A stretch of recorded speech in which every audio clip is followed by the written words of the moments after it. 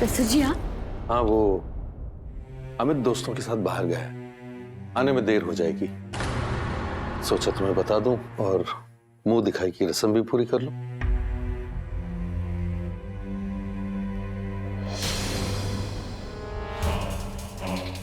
चांद का टुकड़ा है, हमारी पसंद गलत नहीं थी।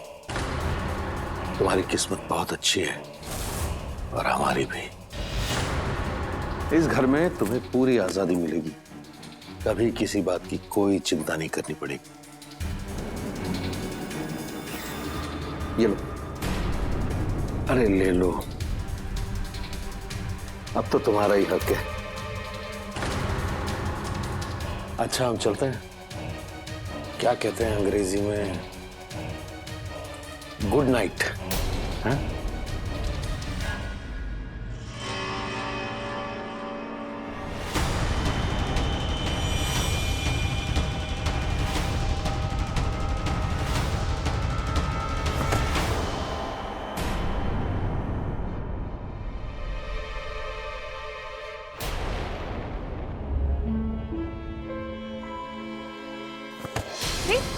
संभाल कर, आप अब ठीक तो है? लाइट बंद करो, सो जाओ। क्या हुआ है आपको? आज हमारी शादी की पहली रात है। नहीं, शादी मेरी मर्जी से हुई है, नहीं ये रात मेरी मर्जी की है, समझी? आपको हम पसंद नहीं? शक्ल देखी, कौन पसंद करेगा तुम्हें? तो फिर आपने शादी के लिए हाँ ही क्यों की? ये पूरी जिंदगी पड़ी है सब बहस करने के लिए। अभी लाइट बंद करो, सो जाओ, मुझे भी सोना है। शादी क्यों की? ये क्यों किया, वो क्यों किया?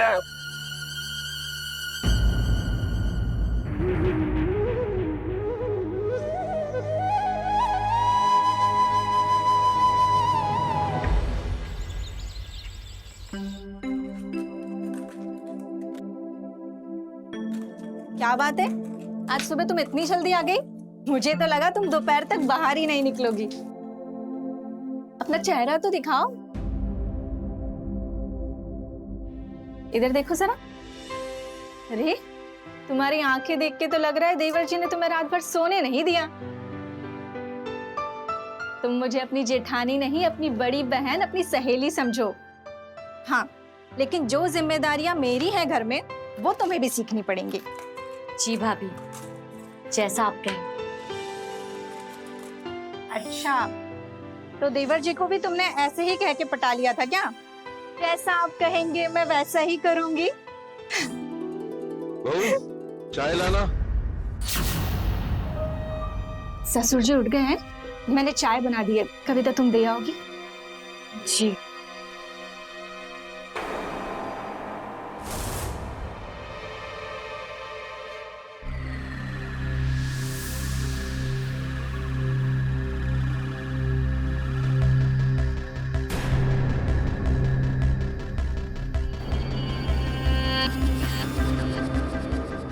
अमित, ये मार्बल की डिलीवरी हुई क्यों नहीं अब तक? वो पिताजी, वो ड्राइवर की स्ट्राइक चल रही है ना, तो तुम खुद ले जाते, खुद कराते डिलीवरी। तुम कैसे जाओगे? उसके लिए दिमाग लगाना पड़ता है, मेहनत करनी पड़ती है।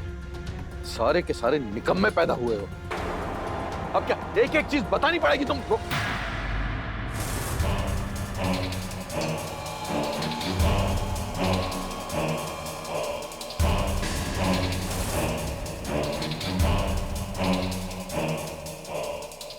अरे आओ आओ बहू, वहां क्यों खड़ी?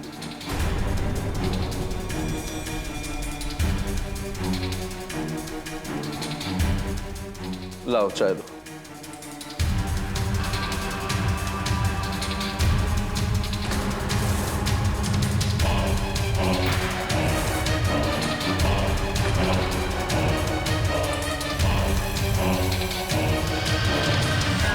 ये जरा तेल लगा देना सर पे। जी।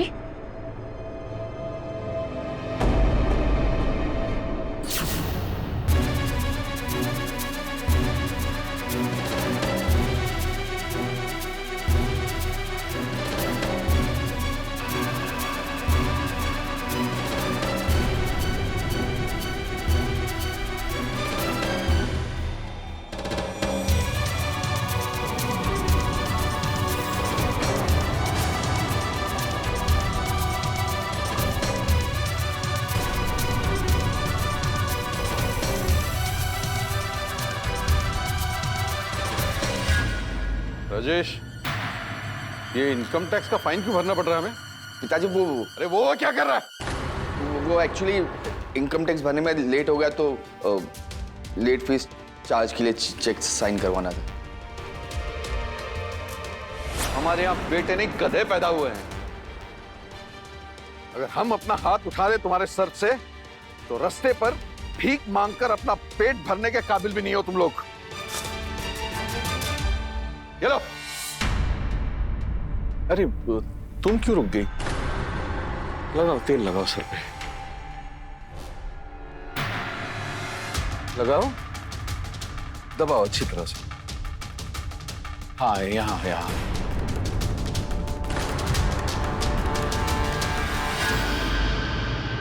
अब ये पनौती की तरह क्यों खड़े हो यहाँ?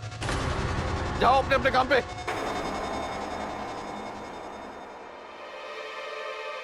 हे राहुल, तुम सारा दिन बैठे बैठे क्या करते रहते हो?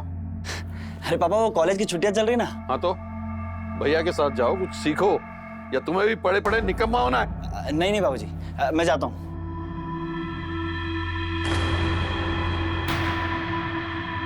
रेनू, तुम क्या अभी तक खूंटे से बंधी हो? हमारा ये तेल खत्म हो गया है और भी कुछ चीजें मंगवानी है। हमने लिस्ट अपने कमरे में रख दी है, आज ही आ जानी चाहिए। जी बाबूजी।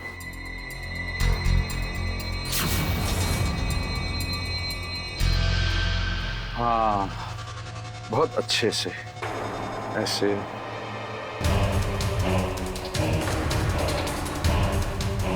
अरे क्या हुआ? अच्छे से देखो, ऐसे इधर यूं। आजा आजा आजा आ।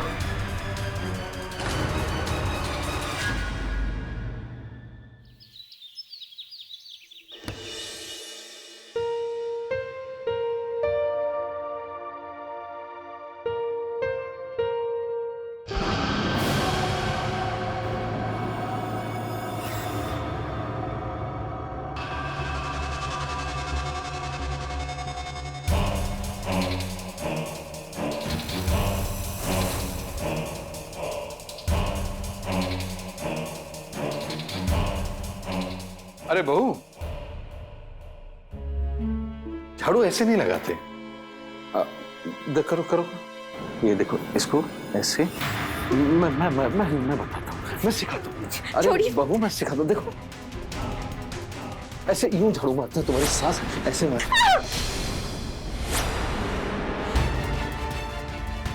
ऐसे डर के पीछे जाने से क्या होगा बहू? सीखोगी नहीं तो आएगा कैसे?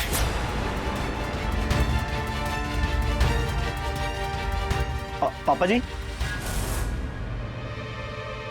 तू वापस क्यों आया? वो फोन भूल गया था चार्जिंग में। लगता है सही टाइम पे आ गया। क्या क्या बोला? कुछ नहीं। अच्छा सुन, हाँ। मोबाइल लेके निकल और अमित भैया से कहना कल राजस्थान जाने की तैयारी करे, वहां से सामान की डिलीवरी लेनी है। चल निकल। ठीक ठीक ठीक ठीक।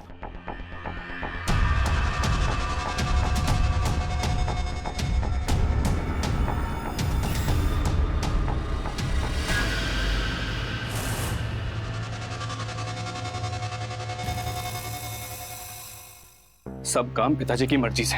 पिताजी कहें तो आओ, पिताजी कहें तो जाओ, पिताजी कहें तो बैठो, नहीं तो खड़े हो जाओ। अब उनका मन है तो राजस्थान जाओ। अपना तो कुछ रहा ही नहीं इस घर में, ना जी सकते हैं ना मर सकते अपनी मर्जी से। ये लीजिए। वो व्हाइट शर्ट देना।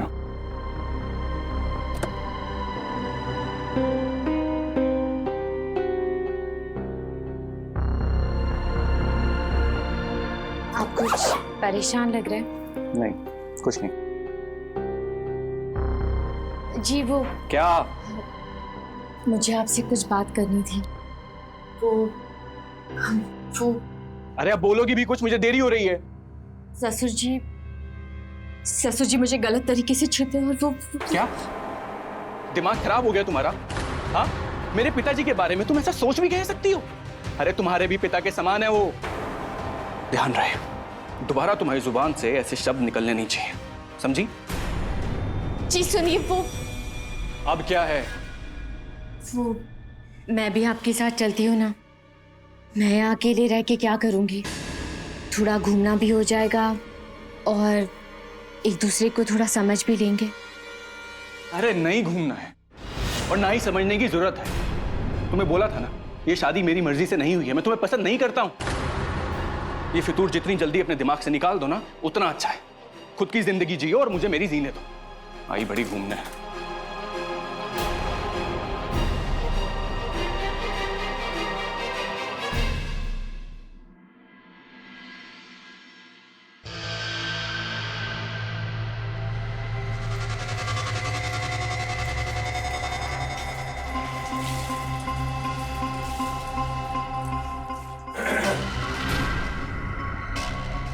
बहू क्या है कि हमारे बाथरूम का गीजर नहीं चल रहा, तो सोचा इसी बाथरूम में नहा लें। यहाँ का गीजर तो चालू है ना? हाँ, अरे अरे अरे कहाँ?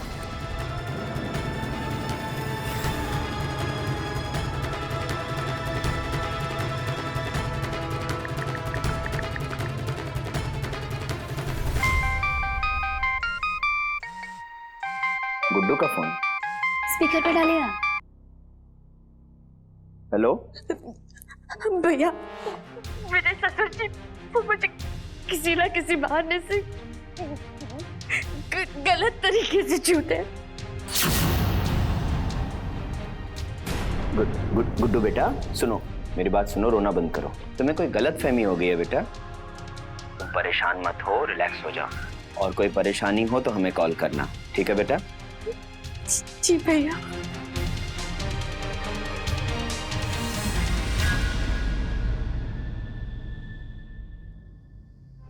क्या हुआ? अरे क्या हुआ तुझे? आंसू, बैठ, पहले बैठ यहाँ। अब बता क्या हुआ? दीदी, ससुर जी की नीयत ठीक नहीं है। वो मुझे गलत तरीके से छूते। क्या बात कर रही है? हाँ दीदी। ये बहुत बड़ा इल्जाम है कविता। दोबारा ऐसी बात अपनी जबान पे मत लाना। छोटी छोटी बातों को ससुराल में बहुओं को नजरअंदाज करना पड़ता है, यही रीत है। लेकिन दीदी बस कविता, इस बात को यही खत्म कर। इसी में पूरे परिवार की भलाई है।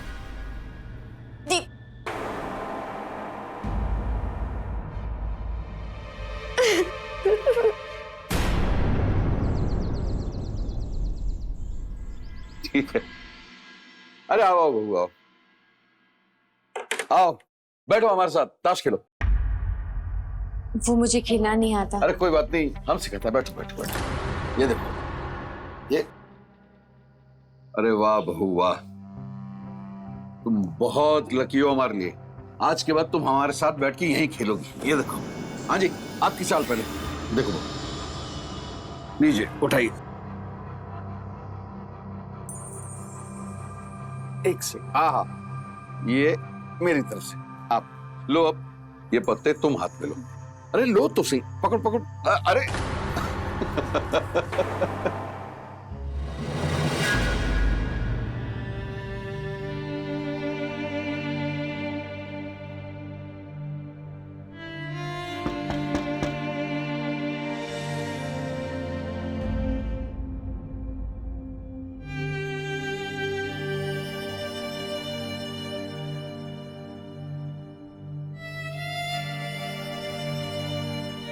अपने देवर से आंसू छुपाने पड़ते हैं, लेकिन एक भाई से तो अपना दुख बांट सकती हैं। मैं आपको दीदी बुलाऊं तो चलेगा? मुझे पता है आप पर क्या बीत रही है,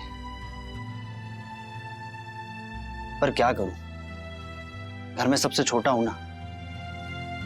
लेकिन दीदी आप चिंता मत करिए, मैं आपके साथ कुछ भी गलत नहीं होने दूंगा। ये मेरा आपसे वादा है।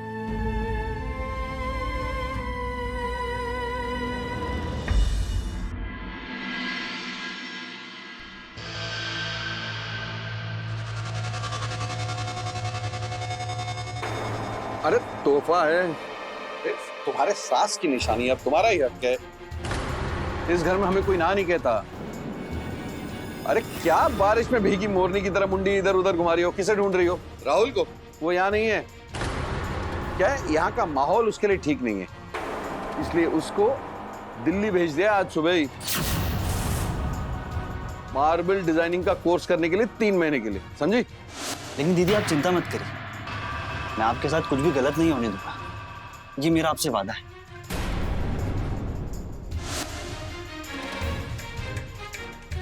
हाँ,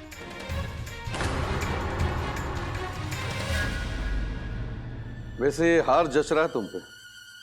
और सुनो, तुम ज्यादा उड़ने की कोशिश मत करो, अपनी औकात में रहो। इस घर में हमारा ही राज चलता है, यहाँ मुर्गा भी हमसे पूछ कर ही बांग देता है। इसलिए तुम अगर हमारे कायदे में रहोगी तो फायदे में रहोगी। और ये अकल तुमको जितनी जल्दी आ जाए उतना ही अच्छा है।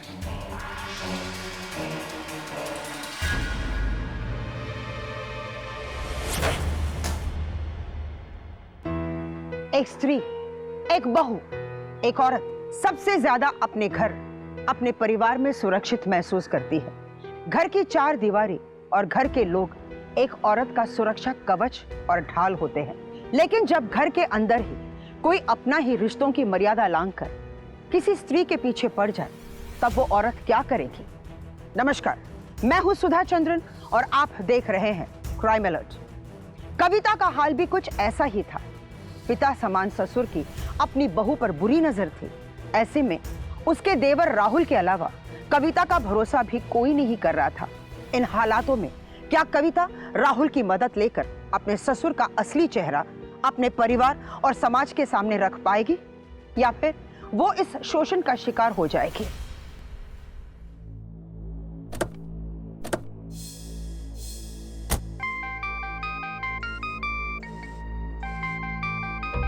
तो गुड्डू का फोन।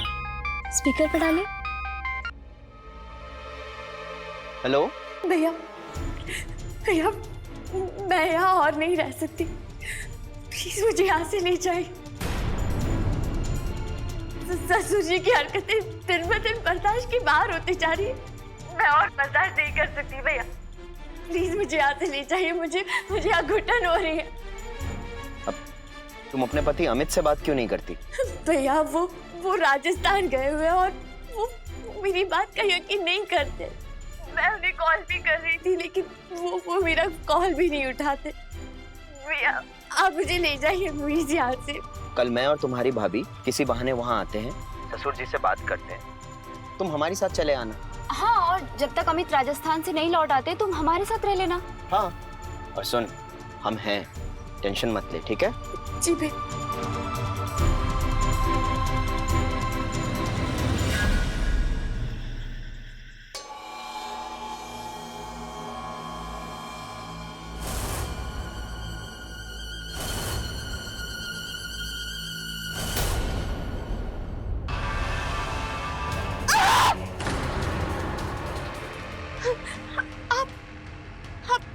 क्या कर रहे हैं?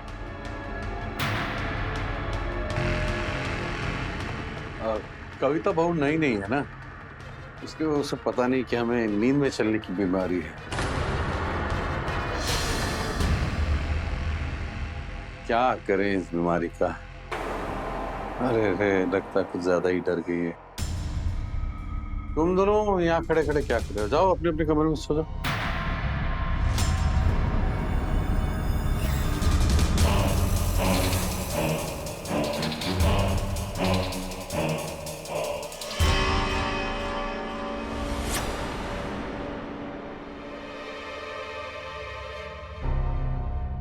तो अमित के साथ कहीं और क्यों नहीं शिफ्ट हो जाती? यही ठीक होगा।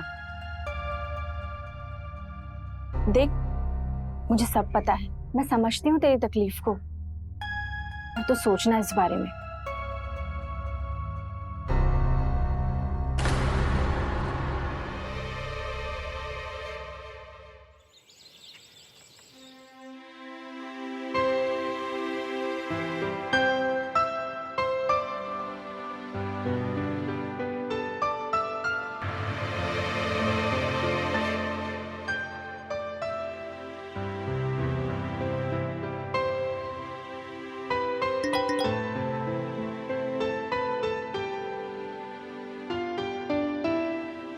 पीले रंग की साड़ी बहुत सज रही है तुम पर।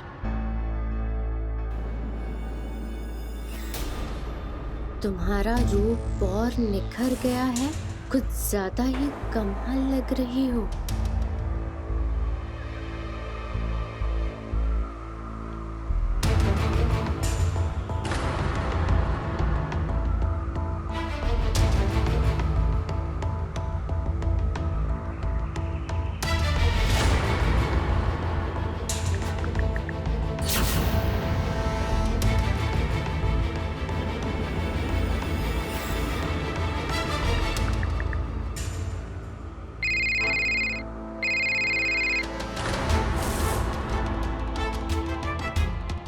हाँ रोहित बेटा, कब? आज दोपहर को? हाँ आ जाओ। वैसे भी बहन से मिले काफी समय हो गया। हाँ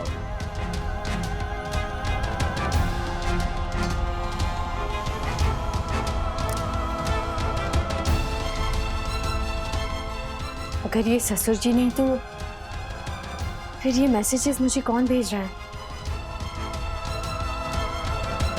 एक बार भैया भाभी आ जाए, मैं उनके साथ ही चली जाऊंगी। खाना बहुत अच्छा था। क्यों? सच में बहुत अच्छा था। अरे भाई पूछ लो अपनी बहन से, यहाँ कोई परेशानी या दिक्कत तो नहीं है? कर दो जो भी शिकायत करनी है। हाँ क्या तुम्हारा? कैसी बातें कर रहे हैं? इतने बड़े खानदान में रिश्ता हुआ है, अब क्या शिकायत? हाँ ये हमारी तरफ से कुछ भेंट।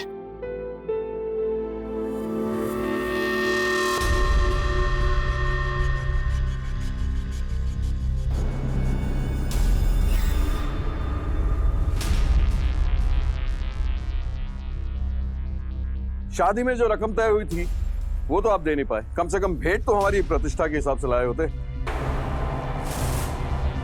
ऐसे कपड़े हम गरीबों में बांट दिया करते हैं।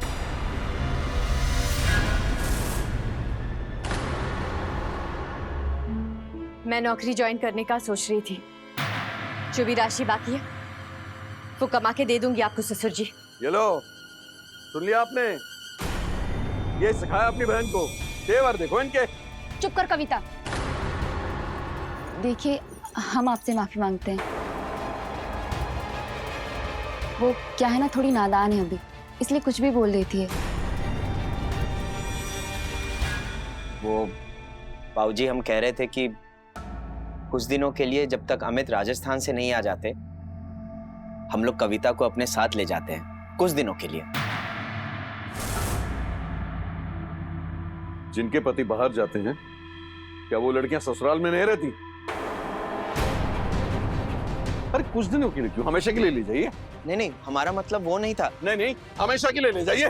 नहीं नहीं, आप तो बुरा मान गए। इनके कहने का मतलब ये था कि जब तक अमित नहीं आ जाते हैं तब तक के लिए कविता हमारे साथ रह लेती। बुरा न मानो, अब भी कह रही बुरा न मानो। तौर तरीके, रिश्तेदारी निभाना सब सिखाना पड़ेगा क्या? पता नहीं कहां रिश्ता तय कर दिया हमने।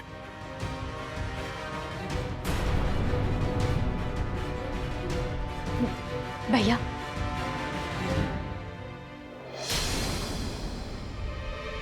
चलो काजल।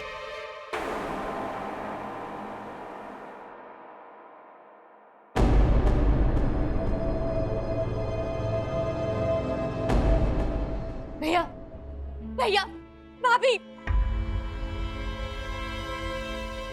मुझे अकेला छोड़कर मत जाइए। कविता, कविता तुम्हें ऐसे बीच में नहीं बोलना चाहिए था। देखो ये तुम्हारा ससुराल है, मायका नहीं। सोच समझ के बोलना चाहिए ना। भैया भाभी, मैं यहाँ और नहीं रह सकती, मुझे यहाँ से ले चलिए प्लीज। हाँ, मैंने आपको बताया था ना, मेरे वो ससुर जी वैसे नहीं है जैसे वो दिखते हैं। वो मेरे साथ वो मुझे गलत तरीके से छूते हैं। भैया प्लीज। कविता, दीदी, आपको मेरी बात पर यकीन नहीं है ना? आप दीदी से पूछिए। दीदी इन्हें बताइए ना कि आपने उस दिन रात को देखा था ससुर जी मेरे कमरे में आए थे। बोलिए ना दीदी, बताइए ना इन्हें। देखो कविता, तुम अभी नहीं हो, पर अगर तुम्हें अलग होना है, बंटवारा करवाना है, तो साफ साफ कह दो। दीदी, पिता समान है वो हमारे। मैं और कुछ कहना है तुम्हें? चलो।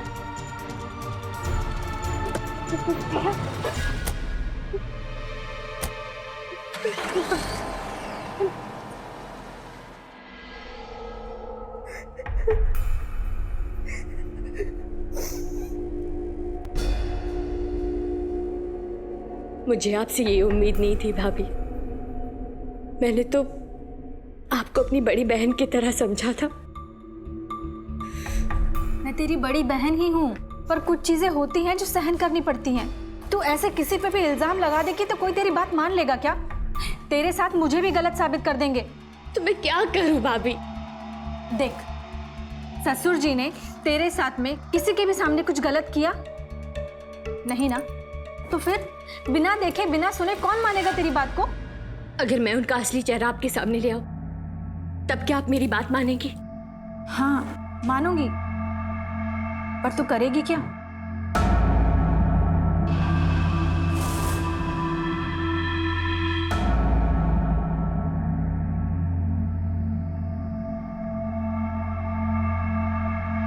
तुम करने के वाली हो?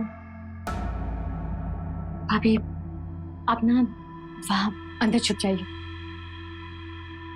नहीं, एक मिनट, मैं पहले देख कर आती हूँ।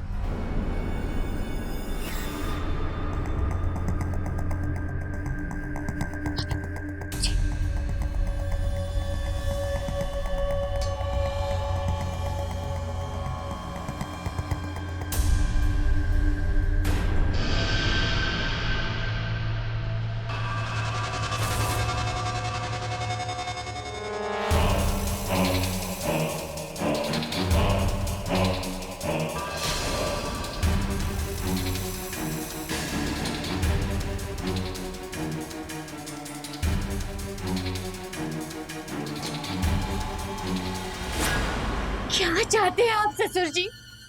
रोज नया खेल क्यों खेलते हैं? आखिर चाहते क्या है आप? अरे बहू, ये क्या कह रही हो तुम? कविता,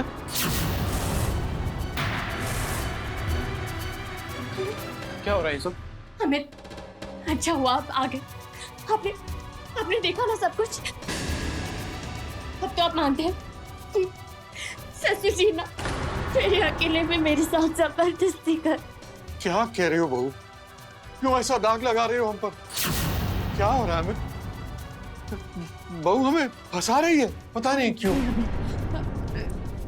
तुम मेरी बात पे विश्वास कर सकते हो? मैं रेनू भाभी को बुलाती हूँ। रेनू भाभी, भाभी, भाभी, बताइए ना सब सच। अरे भाभी, सच सच बताओ ना, क्या हुआ है? क्या बताऊं? बताते हुए जबान भी नहीं उठ रही है देवर जी।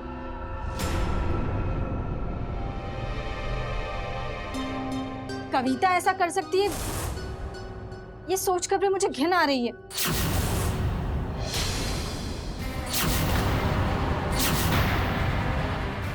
बाबूजी ने कुछ नहीं किया है, कविता ही उन पर डोरे डाल रही थी। भाभी, मैंने सब अपनी आंखों से देखा है। भाभी, ये क्या बोल रही हैं आप? मैं देखा, सुन, यही कह रहा था मैं। मुझे नहीं पता ये ऐसे क्यों कह रही। बस करो कविता अपना ये घिनौना खेल।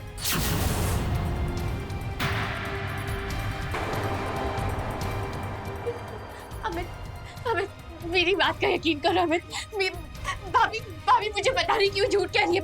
मेरी बात का यकीन करो, मेरी त्रिया चरित्र में कोई खोट नहीं है अमित। चुप कर।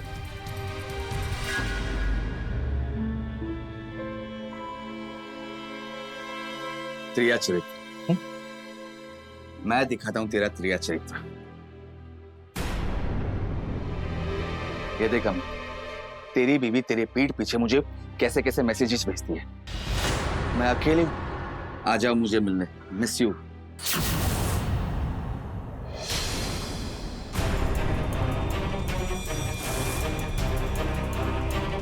क्या है ये सब? क्या है ये सब? हाँ?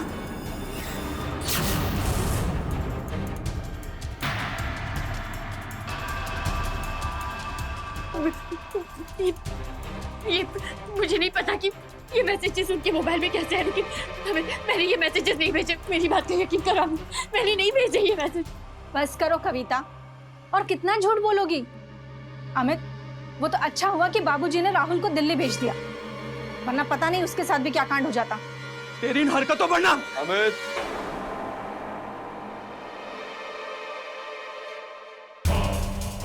हमारे घर में औरतों का सम्मान किया जाता है, उन पर हाथ नहीं उठाया जाता, चाहे वो अपनी मर्यादा भूल जाएं। पर तुम कभी अपने संस्कार मत भूलना। देखा देखा, इतना सब कुछ होने के बाद भी तुझे बचा रहे हैं और तू इन पर इल्जाम लगा रही है। हाँ, इन पर?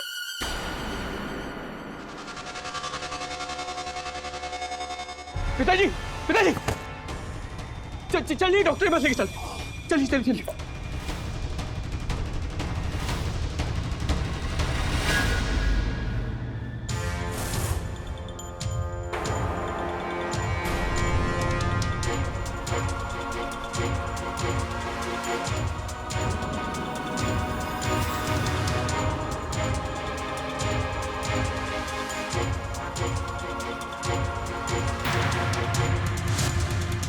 तुम तो शुरू से भिखारी बनकर ही रहे हो, बाबूजी के टुकड़ों पे ही पल रहे हो। क्या कह रही हो? चाय छोड़ो और मेरी बात को ध्यान से सुनो। बाबूजी की निगाहें छोटी बहू पे जम गई हैं। तो सब कुछ उसको दे दिया तो हम तो सड़क पर आ जाएंगे। आज हार दिया है, कल को घर बार बिजनेस सब चढ़ावा चढ़ा दिया तो।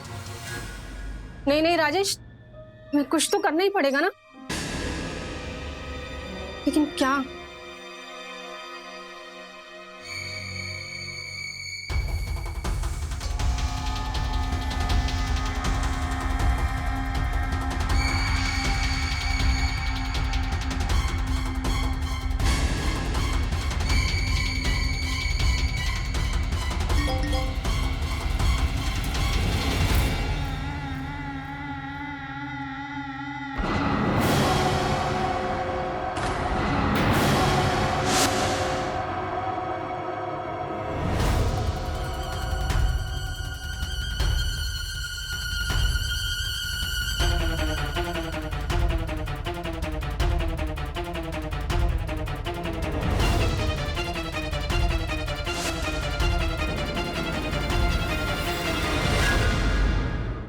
अरे नहीं सुनना मुझे।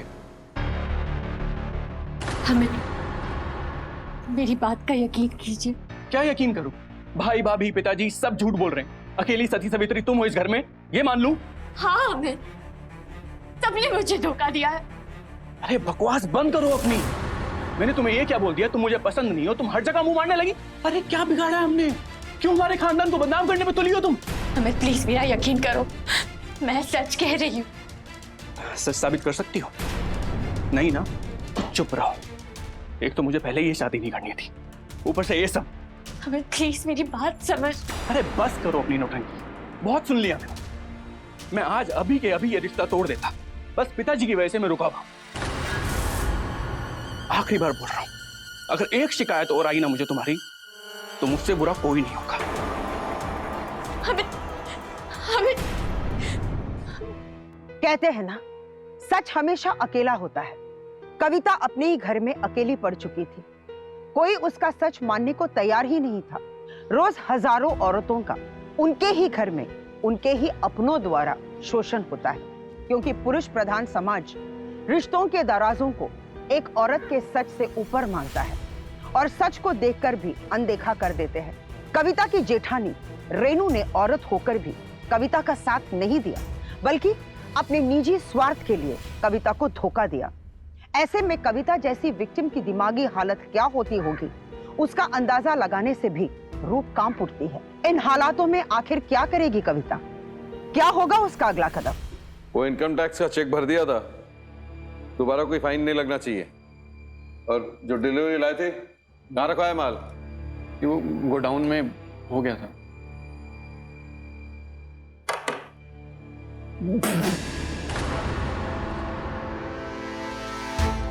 ये क्या मिला है इसमें? जहर मिला है क्या? मारना चाहती हो सबको? अरे दिमाग कहाँ रहता है तुम्हारा?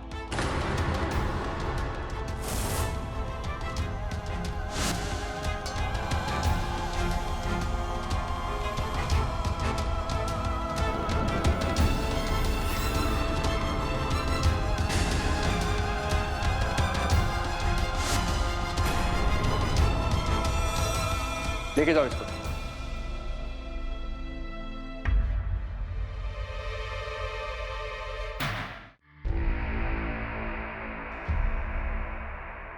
ससुर जी आइए ना।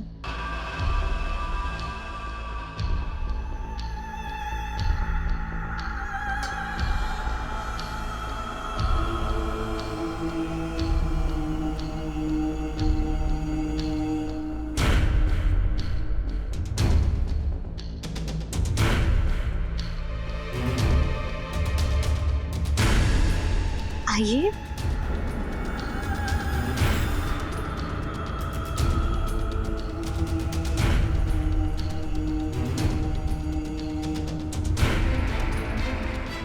चूटी काटो जरा।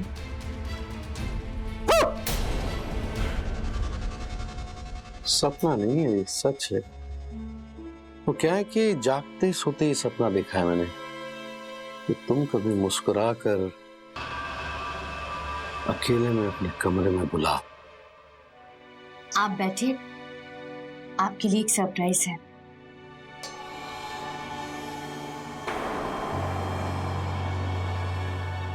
आपके लिए आपकी फेवरेट खीर।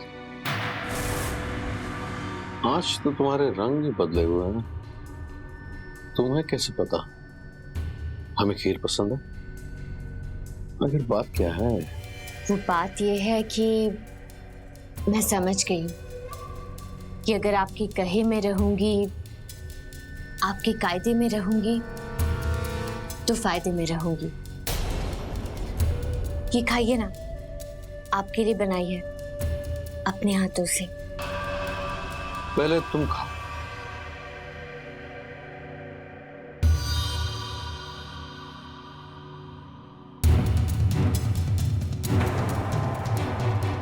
मैं हार मान चुकी हूँ। अब आप जैसा कहेंगे मैं वैसा ही करूंगी। अच्छा है।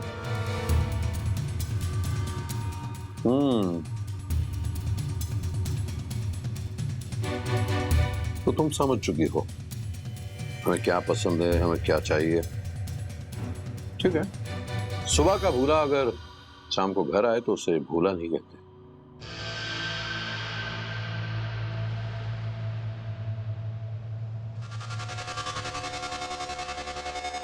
सिर्फ खीर ही खिलाओगी क्या?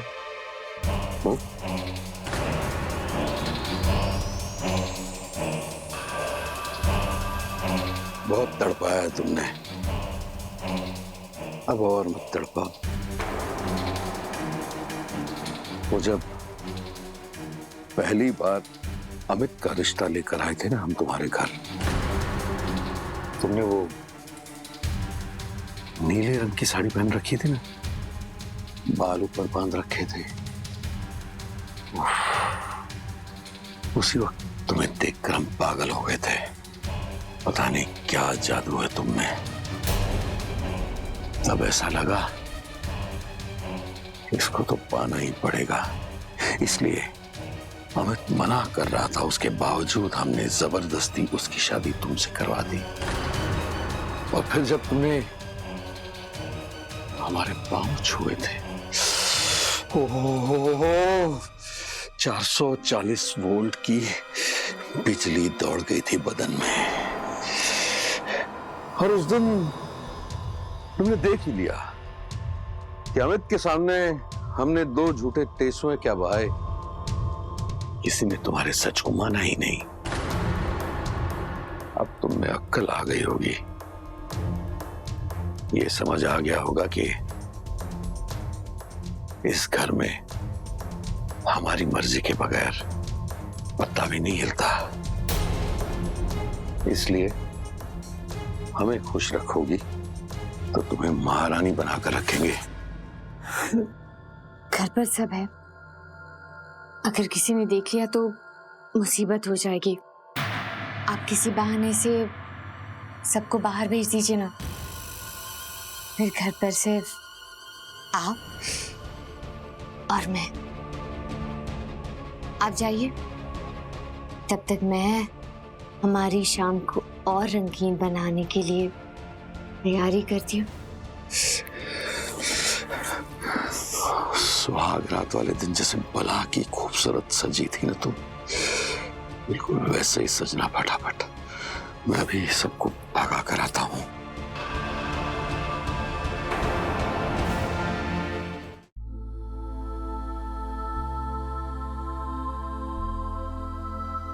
बड़ी मुश्किल से सबको घर के बाहर भेजा, तब जाके ये मिलन की घड़ी आई है।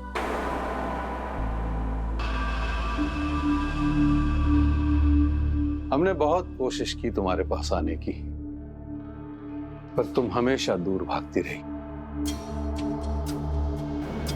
लेकिन आज नहीं छोड़ेंगे हम तुम्हें। अरे कहाँ कहाँ कहाँ कहाँ जा रही हो? कहाँ? क्या? मुझे छोड़ो। क्यों छोड़ूंगी? छोड़ो। ए, रुक रुक। अच्छा हुआ इंस्पेक्टर साहब आप आ गए। पकड़े इसे। मुझे नहीं, इसे ऐसे। ये लड़की मेरे साथ जबरदस्ती कर रही थी। आप आ गए, मुझे बचा लिया, वरना ये बुद्ध जैसे शरीफ इंसान को। बकवास बंद कर अपनी, समझे? तुम्हारी कितनी शराफत है ना, हम लोगों ने देख लिया। ये देखो, जागते सोते ये कई बार सपना देखा है कि तुम मुस्कुरा कर अकेले में अपने कमरे में बुलाओ, हमें खुश रखोगी तो तुम्हें महारानी बनाकर रखेंगे। मुझे फंसाने के लिए ये नौटंकी की तूने? तुम्हें फंसाने के लिए नहीं, तुम्हारा सच सबके सामने लाने के लिए। मैंने वीडियो रिकॉर्डिंग ऑन करके कैमरा छुपाकर आपको कमरे में बुलाया। आपके जाने के बाद मैंने भैया को तुरंत वीडियो भेज दिया। हेलो भैया, मैं अभी आपको एक वीडियो भेजूंगी, आप उसे देखिए और पुलिस को कॉल करके उनके साथ यहाँ तुरंत चले आइए। क्या? हेलो? अरे हमें खुश रखोगी तो तुम्हें महारानी बनाकर रखेंगे। अमित को भी वीडियो भेज देती हूँ और उसके बाद मैंने वो वीडियो आपके बेटे को भी भेज दिया। क्यों छोड़ूं? मुश्किल से तो हाथ आई हो, ऐसे कैसे छोड़ूं?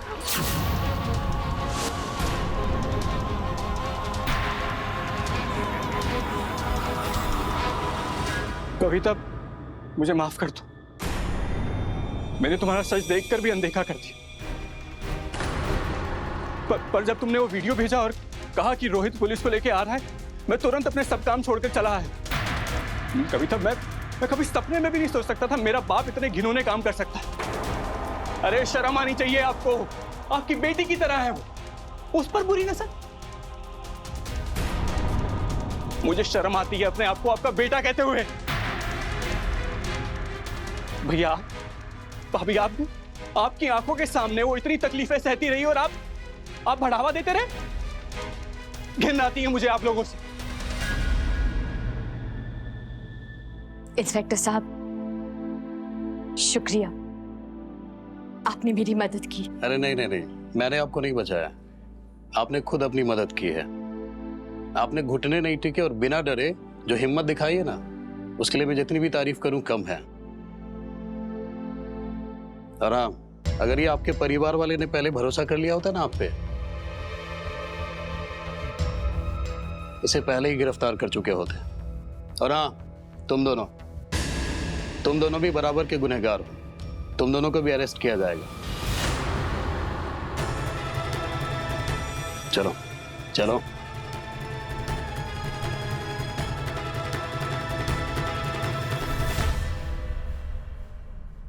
गुड्डू बेटा, मुझे भी माफ कर देना। तुम्हें समझने में और तुम पे भरोसा करने में मैंने भी बहुत देर कर दी। आई एम रियली सॉरी बेटा।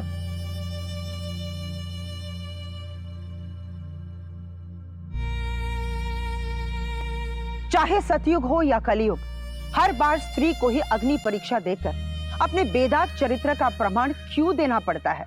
समाज के इस दोगले मापदंड को जलाकर राख कर देना चाहिए। कविता तो अपनी सूझबूझ और हिम्मत से अपने ससुर के शिकंजे से बच निकली। सबूत के साथ अपने ससुर की करतूतों को वो कैमरा में कैद कर उसे जेल भिजवा दिया। लेकिन अफसोस कि भारत की कई बहू बेटियां किशोरी लाल जैसे पावरफुल और हीन चरित्र के पुरुषों का शिकार हो जाती है। मैं उन माताओं, बहनों और बेटियों से अनुरोध करूंगी कि हारा वही जो लड़ा नहीं। अगर आपका कोई अपना भी आपका साथ देने के लिए तैयार नहीं है तो आप पुलिस प्रशासन की मदद लीजिए। न्याय की तरफ हिम्मत करके कदम बढ़ाइए। आपकी चुप्पी, आपकी खामोशी ही इन लोगों को बल देती है। मैं सुधा चंद्रन आपसे फिर मिलूंगी एक सच्ची सनसनीखेज सत्य घटना के साथ। तब तक याद रखिए, क्राइम से बचना चाहते हैं तो अलर्ट रहिए।